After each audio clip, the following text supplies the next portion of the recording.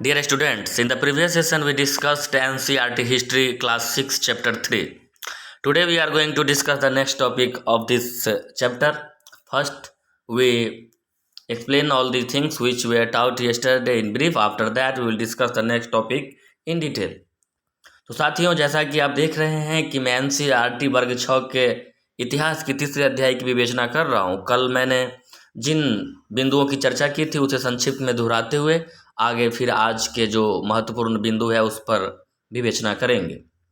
तो कल हमने देखा था कि जो द स्टोरी ऑफ हड़प्पा की जो कहानी थी, कैसे उनको खोजते हैं, कुछ इंजीनियर्स इनका पता लगाते हैं। इसके बाद हमने ये भी जाना था what was special about this cities, in cities के बारे में क्या क्या महत्वपूर्ण चीज़ थी, उसके नगर नियोजन की व्यवस्था को हमने जाना था, उनका जो ग्रेट वाथ था उसको भी हमने देखा था। और इस तरह से हमने देखा था कि ये एक वेल प्लान्ड व्यवस्था थी, जो बिल्कुल ही उसको एक प्लान्ड वे में बनाया गया था और बहुत ही नालियों की कहे या फिर सड़कों की कहे एक या फिर जो घरों की व्यवस्था थी, नगर नियोजन जो थी वो बहुत ही सुनियोजित ढंग से बनाई गई थी। इसके अतिरिक्त हमने इन सभी चीज़ों को कल की क्लास में देखा था और आज जो हम देखने जा रहे हैं वो बहुत ही महत्वपूर्ण टॉपिक और वो है the life in the city. Harappan city was a very busy place. There were people who planned the construction of special buildings in the city. These were probably the rulers. It is likely that the rulers sent people to distant lands to get metal, precious stones, and other things that they wanted. They may have kept the most valuable objects, such as ornaments of gold and silver or beautiful beads, for themselves. And there were scribes, people who knew how to write, who helped prepare the seals, and perhaps wrote on other materials that have not survived. Besides, there were men and women craftspersons making all kinds of things, either in their own houses or in a special workshop. People were traveling to distant lands for returning with raw materials and perhaps storage. Many terracotta toys have been found here, and children must have played with these. तो हम इन बिंदुओं की देखते life in the city, लोगों का नगरों में जो जीवन था बहुत ही क्या था, आज ही की तरह नगर के लोगों के जीवन को आप देखते हैं तो बहुत ही क्या होता है, फास्ट होता है और बहुत व्यस्त जीवन शैली होती है महानगरों में लोगों की। इस तरह उस समय भी ऐसा होता होगा। और इसके अतिरिक्त जो रूलर्स लोग होते होंगे वे अपने लोगों को एक स्थान से दूसरे स्थान भेजते होंगे, चीज़ों को वैल्यूबल ऑब्जेक्ट्स को वहाँ से लाने के लिए।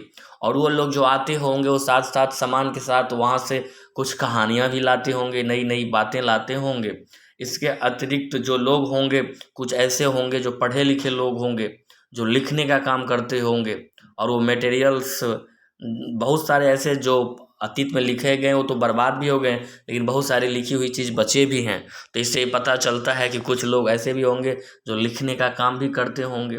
इसके अतिरिक्त जो मैन और वोमेन होंगे उसमें क्राफ्ट पर्सन्स होंगे, हाँ, जो विभिन्न प्रकार की चीज़ बनाते होंगे, और वो लोग भी एक स्थान से दूसरे स्थान ट्रैवल करते होंगे रॉ मटेरियल्स लाने के उद्देश्य से, और साथ ही साथ वहाँ से नई नई किस्सा कहानियाँ भी लाते होंगे।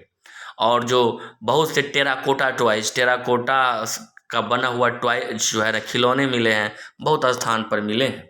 इसके अतिरिक्त आप यहाँ तस्वीर में देख सकते हैं जो नगर नियोजन की कैसी व्यवस्था थी। यहाँ देखिए छोटी छोटी नालियाँ हैं, सड़कों से मिले हुए हैं। इसके अतिरिक्त नीचे आप देख सकते हैं कि एक कुएं का चित्र दिखाया गया है, वेल का चित्र दिखाया गया है। यहाँ आप देखते हैं कि ये नीचे मुहरों का प्रयोग होता था, ये सील्स है जिसका बाएं में आप देख रहे हैं, और दाहिने में आप देख रहे हैं कि ये टेराकोटा से बने हुए टॉयज है, खिलौने हैं। तो ये सभी चीज़ वहाँ मिले हैं। Now we move to the next topic, this is new crafts in the city. नई नई क्राफ्ट की बात हो रही है।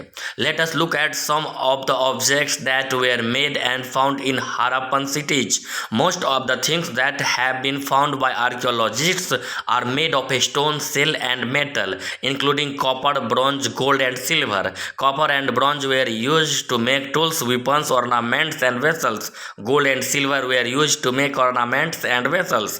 Perhaps the most striking finds are those of beads, weights, and blades. The Harappan also made seals out of stone. These are generally rectangular and usually have an animal carved on them.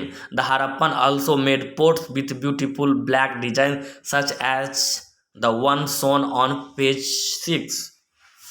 तो साथियों, जब इस point को हम देखते हैं कि new crafts in the city, जो नए नए क्राफ्ट्स की बात हो रही है, तो आर्कियोलॉजिस्ट ने बहुत सारी चीज़ों को पाया है। उसमें स्टोन से जो बनी हुई चीज़ और सेल से और मेटल से बनी हुई चीज़ है।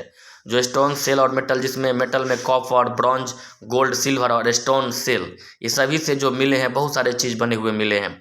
कॉपर और ब्रॉन्ज का उपयोग अधिकांशतः टूल्स बनाने में, वेपन्स बनाने में, ऑर्नामेंट्स बनाने इत्यादि में किया जाता था, जबकि गोल्ड और सिल्वर का प्रयोग आज की ही तरह गहने बनाने में, ऑर्नामेंट्स बनाने में किया जाता था। इसके अतिरिक्त जो मुख्य चीज़ मिले हैं उसमें आपको जो मिला है, इसमें आप देखेंगे, यहाँ तस्वीर में आप देखेंगे, ये वेट्स मिले हैं, वजन करने वाली बाट मिले हैं। इसके अतिरिक्त ये जो आप देख रहे हैं, इसमें बीड्स मिले हैं, और इसके अतिरिक्त ये ब्लेड्स मिले हैं। ये महत्वपूर्ण चीज़ जो खुदाई से हड़प्पन अवशेषों को ढूंढने से मिला है। और ये आप देखेंगे, इसमें आपने देखा, और इसमें पेज नंबर 6 में आप अगर देखेंगे, इसमें जैसा कि मैंने पहले दिखाया भी था, तो पोट्स मिले हैं, मिट्टी के बर्तन मिले। इसके अतिरिक्त बॉटम से राइट में आप इस तस्वीर को देखें, इस तस्वीर को देखें, ये क्या है? ये है एम्ब्रॉयड क्लॉथ्स। इसको जो कपड़ा आप पहनते हुए देखे हैं, क्या है? एकदम बुनाई किया हुआ, एम्ब्रॉयडेड है, मतलब काफ़ी उसमें जो है ना कढ़ाई किया हुआ कपड़ा पहने हुए हैं वो। और इसको आप देखते हैं तो stone statue of an important man found from Mohenjodaro shows him wearing an embroidered garment. ये कढ़ाई किया हुआ कपड़ा पहन रखे हुए हैं, जो मोहनजोदड़ो से ये बियर्ड, दाढ़ी वाले इंसान की तस्वीर मिली हुई है। So friends, now we move to the next topic. This is the important one, faience. Unlike stone or shells that are found naturally, faience is a material that is artificially produced. A gum was used to shape sand or powdered quartz into an object. The objects were then glazed, resulting in a shiny, glassy surface. The colors of the glaze were usually blue or sea green. Faience was used to make beads, bangles, earrings, and tiny vessels. साथियों, जो stones और sales होते हैं वो naturally पाए जाते हैं। अब उस स्टोन्स और सेल्स को सेंट के साथ मिला करके, उसमें गम के साथ उसको पूरा गूंथ के, जो पाउडर को, क्वार्ट्ज पाउडर सबको गूंथ करके जो बनाया जाता है, उसका नाम जो है वो फैंस है। और उस फैंस का उपयोग वो लोग जो बैंगल्स और ईयरिंग्स, टीनी वेसल्स, ये सब बनाने के लिए करते थे। अर्थात फैंस मेन मेड चीज़ थे। जो स्टोन्स और सेल नेचुरली पाए जाते थे, उसमें नई नई चीज़ों को मिला करके, क्वार्ट्ज पाउडर्ड क्वार्ट्ज सबको, सैंड को मिला करके गम के साथ, और नई नई आकृति बनाए जाते थे। उसी को फैंस कहते थे। फैंस एक मेन मेड चीज़ थे।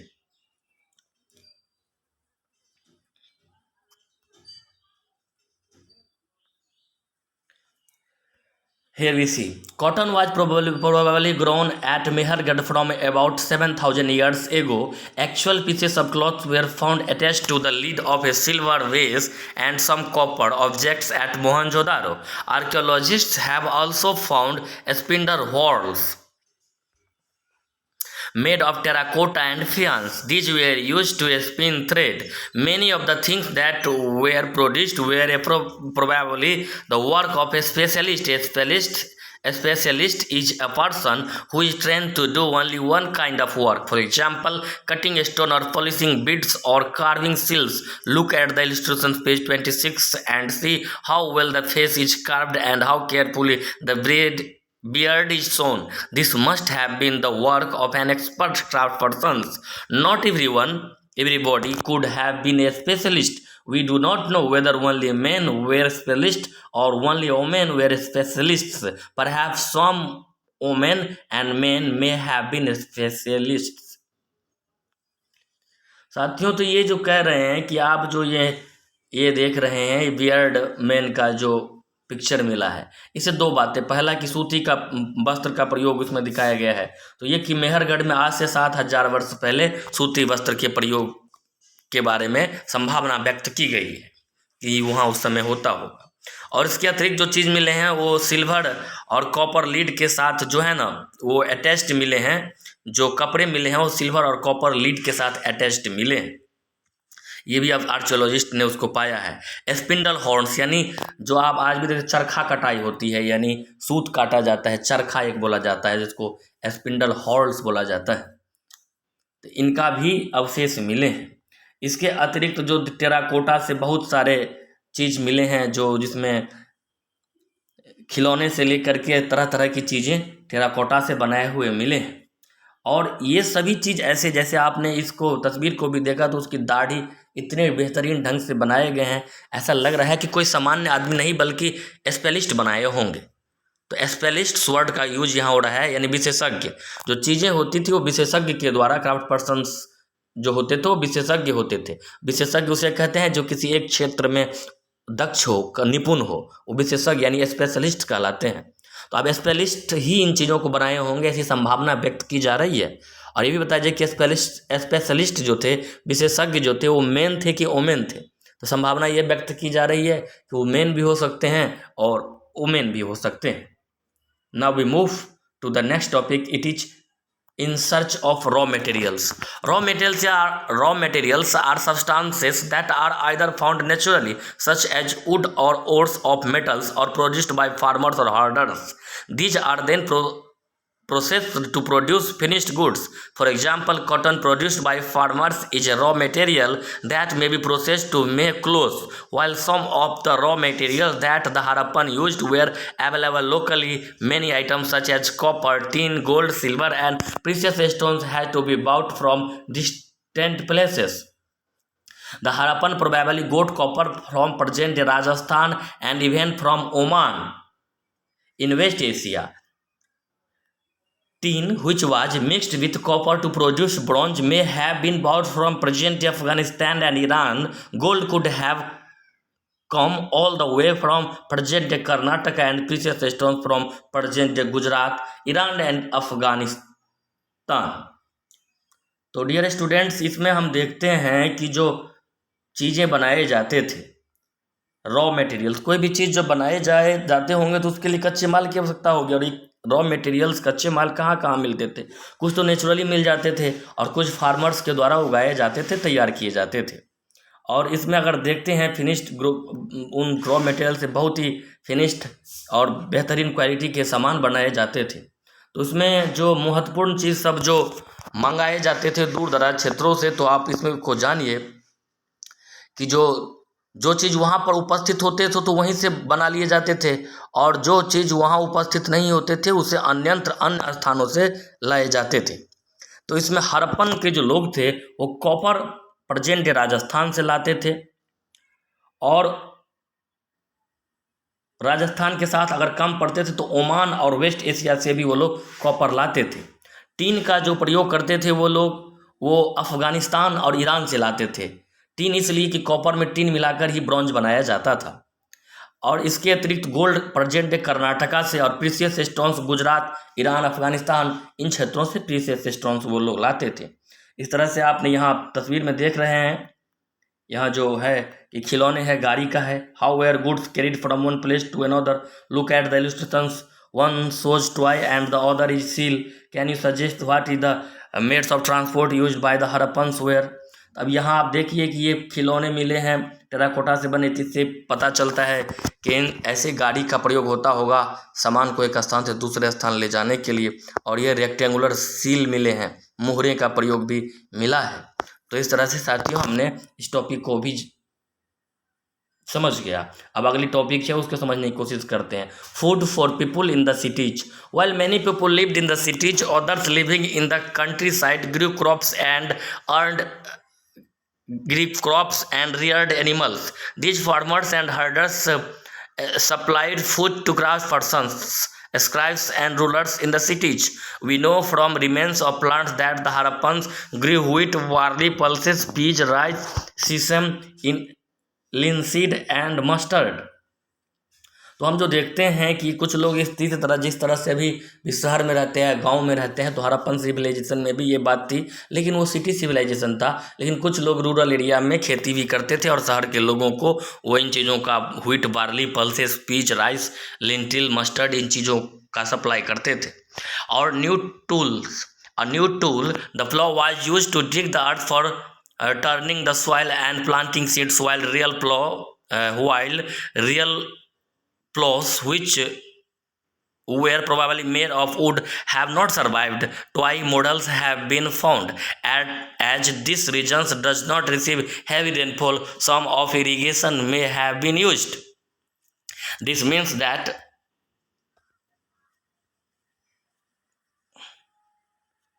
तो साथियों, जैसा कि यहाँ दिखाया जा रहा है कि यहाँ पर हल के भी साक्ष्य मिले हैं, हल का, फ्लो का।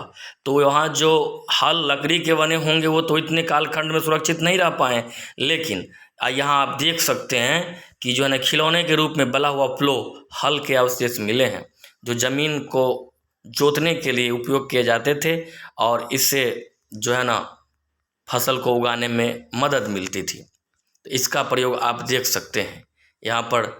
और सिंचाई करने के भी साधन के अवशेष मिले हैं।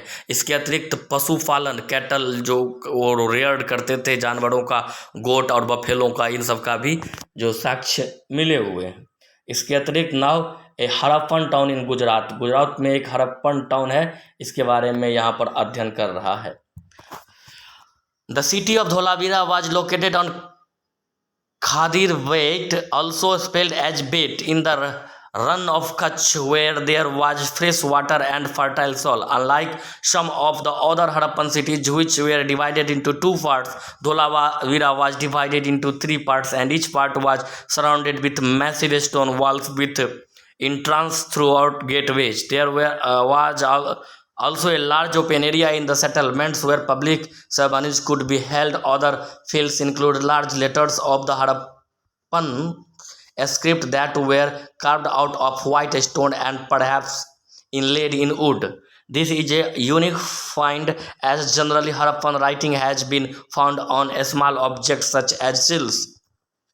The city of Lothal stood beside a tributary of the Sabarmati in Gujarat, close to the Gulf of Khambat. It was situated near areas where raw materials such as semi-precious stones were easily available. This was an important center for making objects out of stone, shell, and metal. There was also a storehouse in the city. Many seals and ceilings of the impressions of seals on clay were found in this storehouse.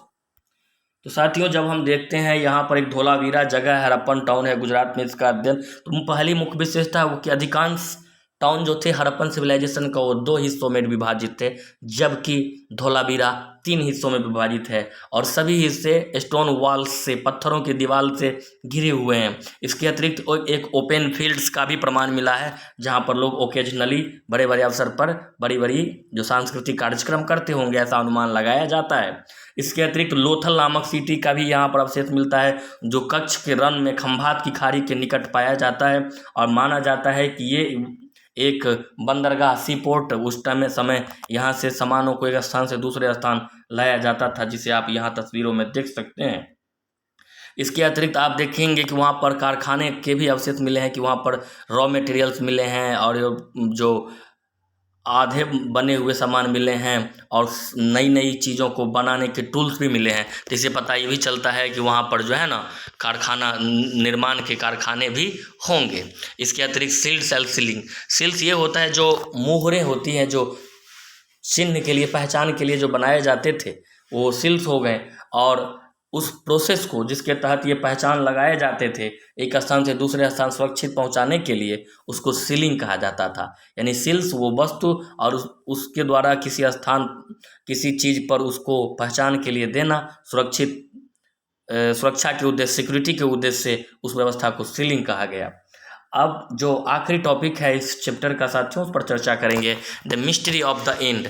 Around 3900 years ago we find the beginning of a major changes. People stopped living in many of the cities. Writing seals and weights were no longer used. Raw materials bought from long distances became rare. In Mohenjo-daro we find that garbage piled up on the streets, the drainage system broke down, and new less impressive houses were built even over the streets. Why did all this happen? We are not sure. Some scholars suggest that the rivers dried up. Others suggest that there was deforestation. This could have happened because fuel was required for baking bricks and for smelting copper ores. Besides grazing by large herds of cattle, sheep and goat may have been destroyed. The green cover. In some areas there were floods, but none of the regions can explain the end of all the cities. Flooding or a river drying up would have had an effect in only some areas.